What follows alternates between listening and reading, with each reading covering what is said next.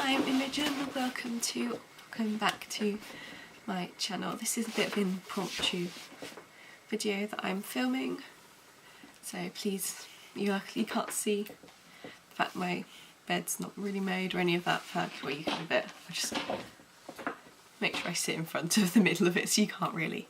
Anyway, this is my TBR for the Iheartathon, which is being run by Doris from All D Books. I was just looking at my laptop to make sure I got the information right. This actually started on Saturday. Was it Saturday? Was it 22nd? No, Friday.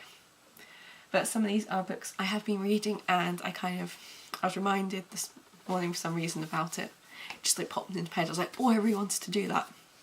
So yeah, it's a readathon that runs from the 22nd to the 28th of February, so it ends on a Thursday. So there's no way I'm reading or finishing all of these books, but they are the ones that I would like to read. So there are 7 prompts.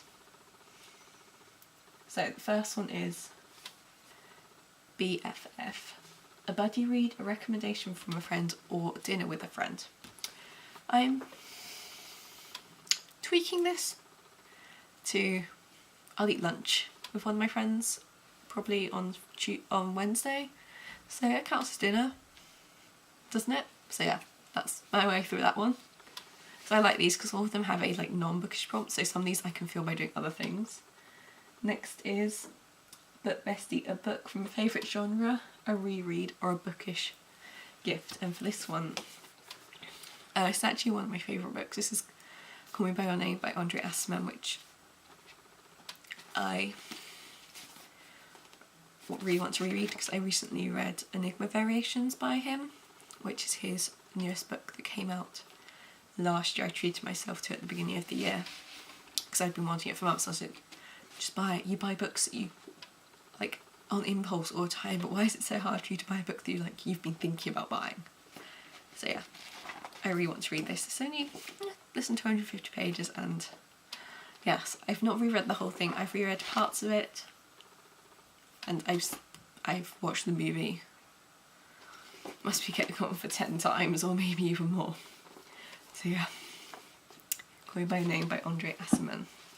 Next one is Young at Heart, a picture book, middle grade reader, YA, a book featuring an octogenarian, which I had to look up, is someone in their 80s, or a heart-healthy hike. And for that I've actually chosen The Wonderling by Mira Bartok, which I actually bought last weekend. There's a until that is just one of those round coincidences. Until then, I don't think I have any that would be considered YA. I've got some that were rereads that might be considered YA. I've got City of Bones by Cassandra Clare and Aragon by Christopher Paolini, and Ranger's Apprentice, The Ruins of Gorlan by John Flanagan. But I don't actually own anything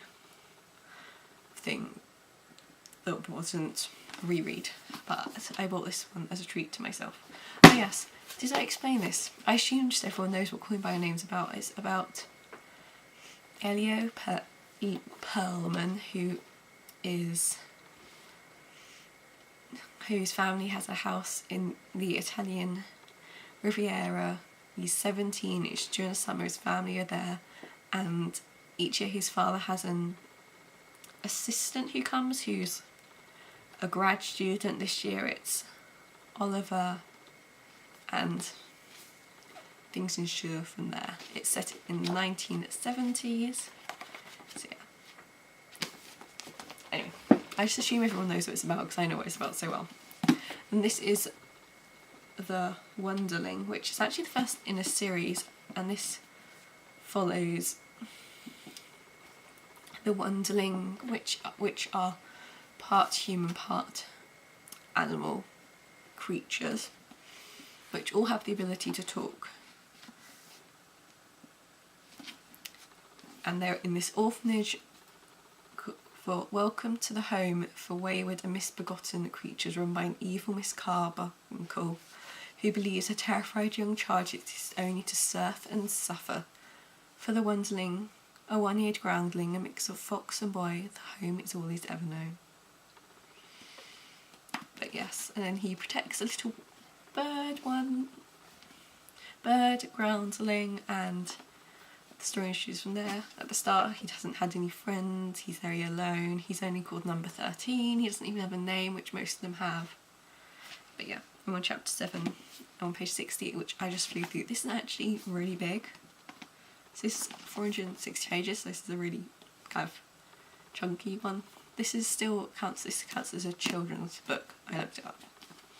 So I suppose they call it middle grade. That's an American term we don't really have. We have children's book, teenage books and adult books. We don't, like, the middle ground isn't quite so clearly defined. This is like a children's book.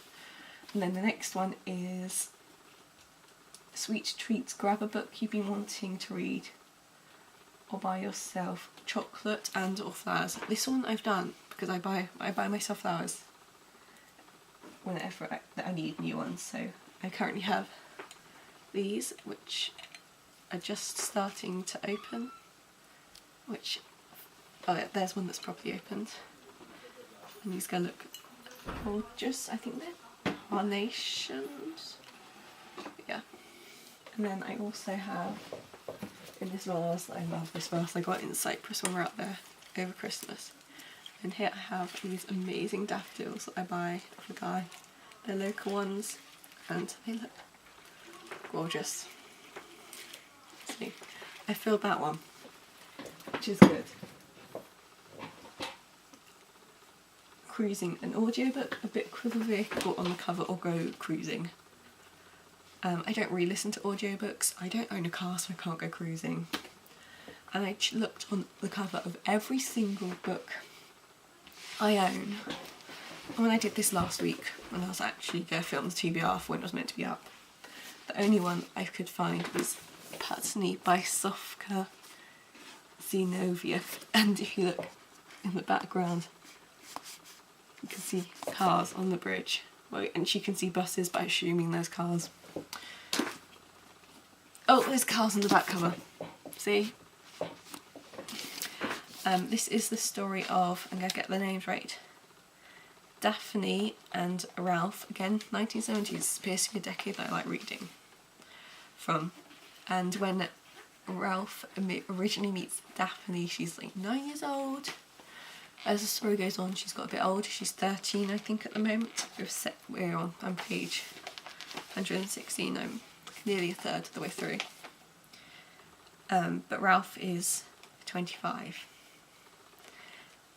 And it's about the relationship that forms between them, but it's also from the perspective looking back. I'm not sure how modern, what decade we're in, but it's like, I'd say, like, could be any time around now. You also have the perspective of Jane, who was Daphne's friend at the time, who she has recently reconnected with. The perspective of Daphne and what she thinks the impact of it was on her. And every now and again, he also had the perspective of Ralph. His parts have been more, and Daphne's have been more set in the past, and Ralph's very little set in the future, set in the modern period, and Jane's are mainly from the modern period. And yes, I really love it. I just sit down, I can read 30 pages easily, which for me is good. This is a book I've been wanting for ages. I bought myself it over Christmas. My one, of course, is damaged because I have the worst luck with buying books. But yeah, that's that one. Then the next one is a quickie, a graphic novel, novella, short story, a romance, or a kiss. The only one I had of those is romance, and I think I'm actually going to read The Great Gatsby by F. Scott Fitzgerald, which I've been really wanting to read recently, so there's my excuse for buying it. And the last one is a cover by, a book for a beautiful cover or a cover by, and it's going to be either one of two. You have Unquiet Women From the Dusk of the Roman Empire to the Dawn of the Enlightenment by Max Adams, which has stories of lots of different women from that time period, inspiring for different reasons. And we also have Insomniac City, New York, Oliver Sacks and Me by Bill Hayes, which is a memoir from Bill Hayes who moved to New York in 2009. I'm about to start part 3, and the only reason I haven't started it is because I know it's going to break my heart. Because you get told on the back that Oliver dies, and yes, it's about their romance, their relationship, but also the relationship with the city and their relationship with like their friends. So yeah, I love this book. I don't really annotate or underline things in my books, but I have quite a lot with this one. Sometimes I've annotated, other times I just have underlined things, but yeah. So I'll be either one of those. So yes, that is my books that I'm currently reading or hoping to start reading for the end of February. So thank you for watching, and I will see you soon. Bye. Tell me what you're reading as well. I want to know.